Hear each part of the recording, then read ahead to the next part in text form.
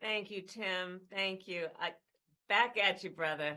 You are such an extraordinary leader, and we have become lifelong friends. I just, in front of everyone, I want to thank you, Tim. You lead with courage. You lead with heart. You see the people. You care about the people. You believe in uplifting the dignity to which all people are entitled, and you do it and you have a sense of fun when you're doing it. But you are an extraordinary leader, and obviously the people of Minnesota are very, very lucky to have you there. But you are a national leader and a dear friend, and thank you. Noel, thank you for your work in Pennsylvania and all that you did for our campaign. And let me just say to everyone on this call, I am so grateful for you, and I'm so thankful to you. I'm thankful for your love of our country and your willingness to put the work into it. I'm thankful for the faith that you put in me and Governor Walz and our team. And I am thankful because I know your character is such that you're not going to get knocked down. And you're in this fight, and you're in it for all the right reasons. And I know that about you. It's why you're part of this call right now, and all the work that you did over those 107 days and even before. That's your nature. And the outcome of this election obviously is not what we wanted. It is not what we worked so hard for. But I am proud of the race we ran. And your role in this was critical. What we did in 107 days was unprecedented. Think about the coalition that we built, and we were so intentional about that. You would hear me talk about it all the time. Being a daughter of parents who are active in the civil rights movement, I know and believe that the best movements that are about progress in our country mean that it's leaders that we are dedicated to the coalition, to bringing people together that seemingly have nothing in common, but have everything in common. A coalition where we bring people together based on a deep love of our country and our understanding that the strength of our country will be a function of our willingness to put in the work, and that we will do that work with a sense of joy, yes, with a sense of work ethic and understanding it's going to be hard, but it's good work. It's good work to be engaged in a collective fight for America's future. And it means so much to me and to Governor Walz that you knocked on doors, you called friends, you called in favors. You said, hey, I showed up at your softball game. Now I need you to show up at the campaign office. You put in the time. It was personal for you. And you gave all that you could to support our campaign. Because of your efforts, get this, we raised an historic $1.4 billion, almost $1.5 billion from grassroots supporters alone, the most in presidential campaign history. Nearly 8 million donors contributed an average donation of about $56 to fuel our people-powered campaign. And understand that the work that we did included the work that so many of you here did, which is to talk to first-time voters. Many of you are first-time voters. And to talk about how being involved can make a difference. And that remains true.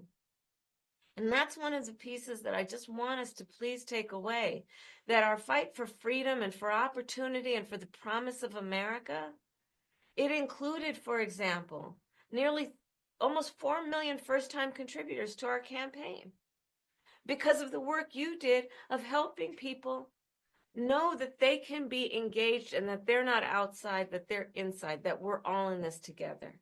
And that work continues. The work must continue of reminding ourselves that we have an ability to stay engaged in a way that will make a difference. The work that you all did, it's going to have lasting effect. Again, I'll say, the election didn't turn out like we wanted it to. Certainly not as we planned for it to.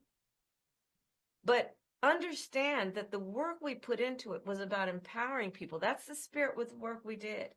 Our spirit and our work was about saying that it is a strength that we each have to lift people up as opposed to beating people down.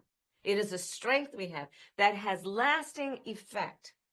So all that work that you did that was about engaging with other people, engaging with perfect strangers and in their face seeing a neighbor, that has lasting effect. It reminds people that there are leaders like you who care and will bring us together. And you know, sometimes in the darkest moments, people lose faith in that.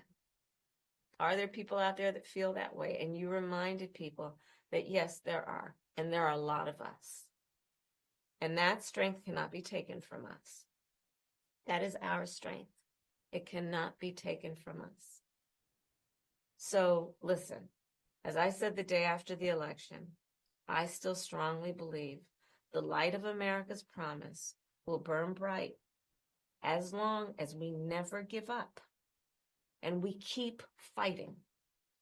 And the fight that fueled our campaign, a fight for freedom and opportunity, that did not end on November 5th. A fight for the dignity of all people, that did not end on November 5th. A fight for the future, a future in which all people receive the promise of America? No. A fight that is about a fight for the ideals of our nation, the ideals that reflect the promise of America, that fight's not over.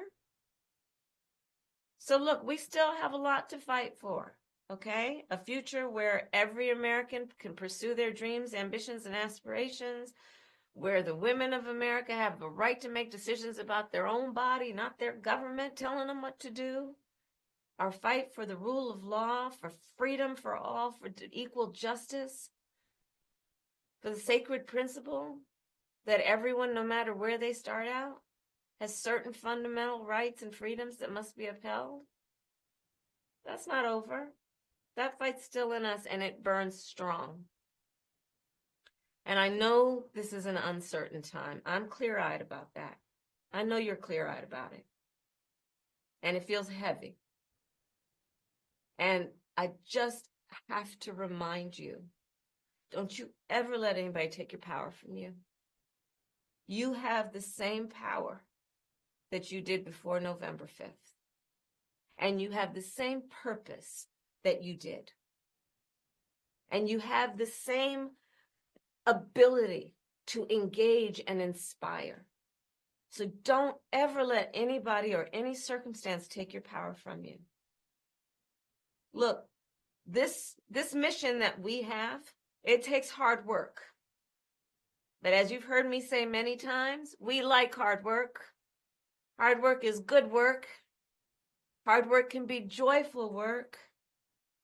And in doing our work, we will remain committed and intentional about building community, building coalitions, reminding people that we all have so much more in common than what separates us.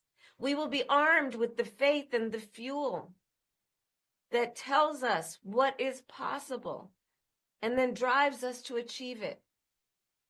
So let's continue to organize and mobilize and stay engaged. And I thank you all. I thank you all. We are all in this together. All right? We are all in this together. And on this practical eve of Thanksgiving, I wish everyone a happy Thanksgiving with the ability and to find the ability at this moment to just remember there is so much to be thankful for.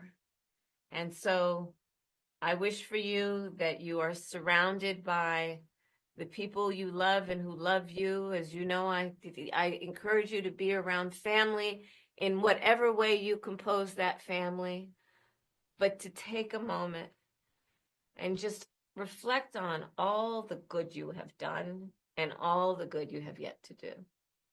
We are powerful, those of us who love our country, and we got a lot of work to do. And with that, I will hand it over to Noelle. Thank you all, and happy Thanksgiving from Doug and me and our family.